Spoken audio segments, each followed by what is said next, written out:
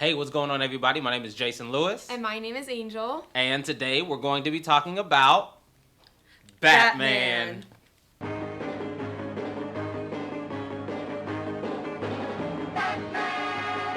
Let's start this off by talking about the upcoming sequel to Man of Steel, which will star Henry Cavill as Superman and Ben Affleck as Batman.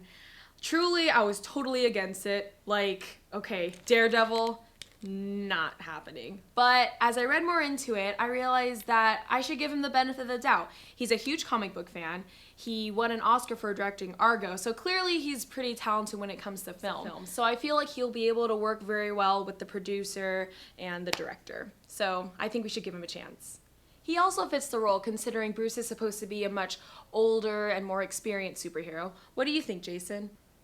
My original thoughts on Affleck were the same as yours, Angel. How can we get past the whole Daredevil thing? I mean, it is arguably the worst superhero movie to ever hit the big screen.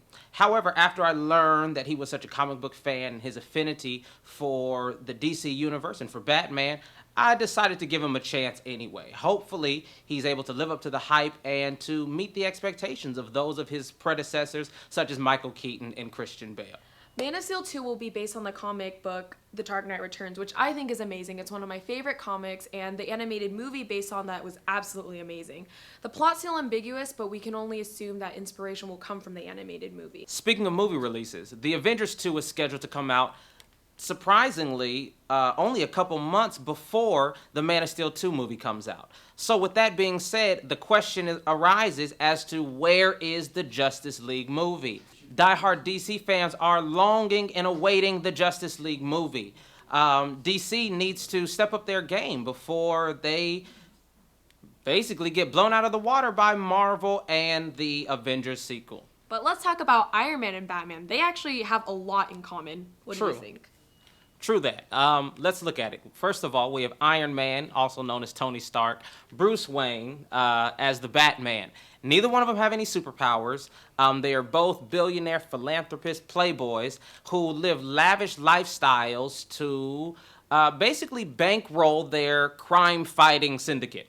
The similarities, they're both wealthy. However, who's the wealthiest? According to Forbes magazine, on the 15 fictional wealthiest individuals in 2012, surprisingly, Tony Stark ranked at number 5 at a net worth of somewhere around $9 billion, as Batman was only at number 8 with about $6 billion.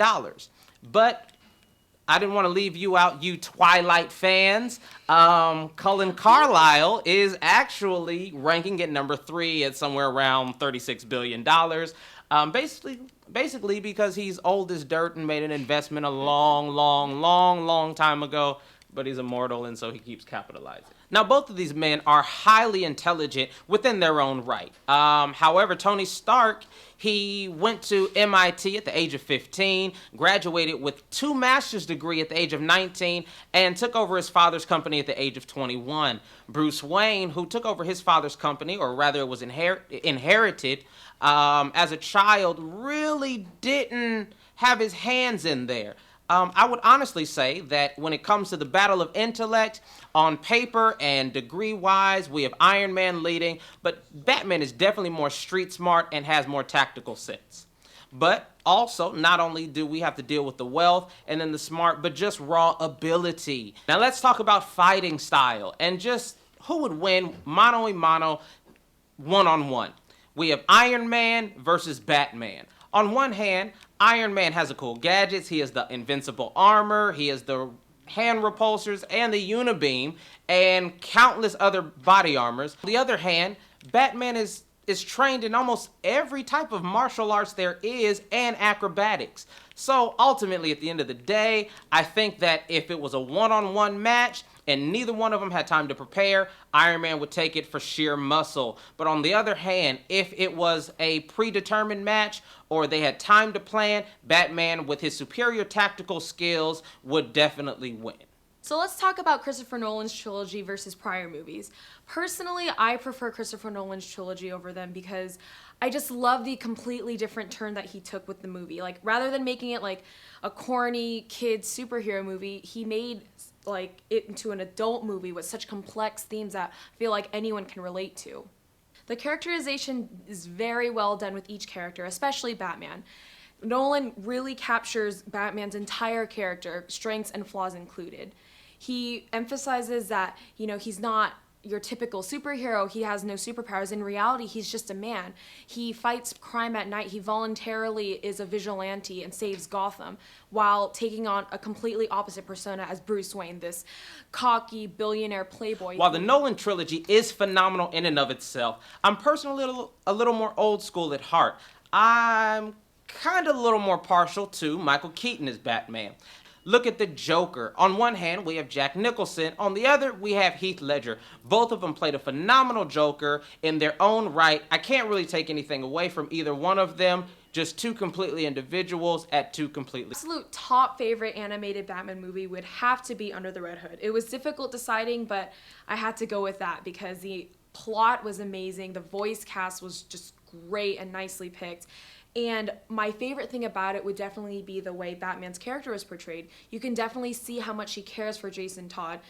Spoiler alert, even when he went crazy at the end and wanted to kill everyone as Red Hood. And overall, it was just a really great film, and I highly recommend any Batman fan to watch it. Now, if I may include an honorable animated movie mention, I personally would think, even though it's little bit outside the realm of strictly Batman, it would have to be Flashpoint Paradox with Batman, who in an alternate universe is actually his father. Wow, spoiler alert, I know it just came out. Sorry, you guys. But it's so crazy and so interesting because in the parallel universe, it is not his father who passes away, but it's Bruce who dies as a child.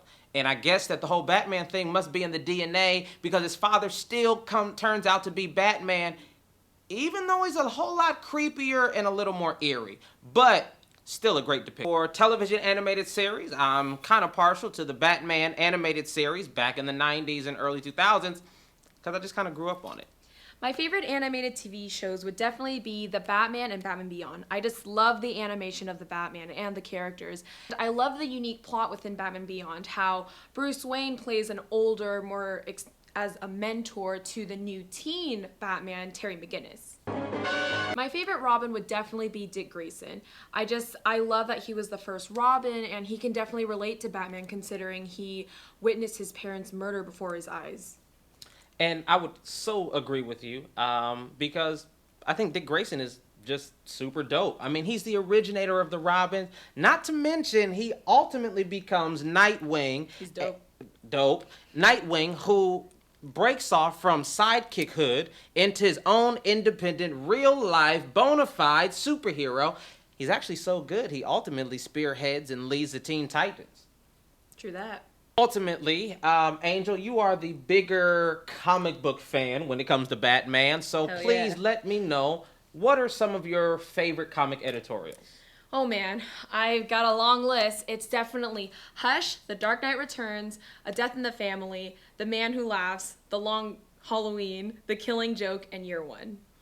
Well, there you go, folks. This is the real shit about Batman. And we just say thank you. We hope this helps. See you next week.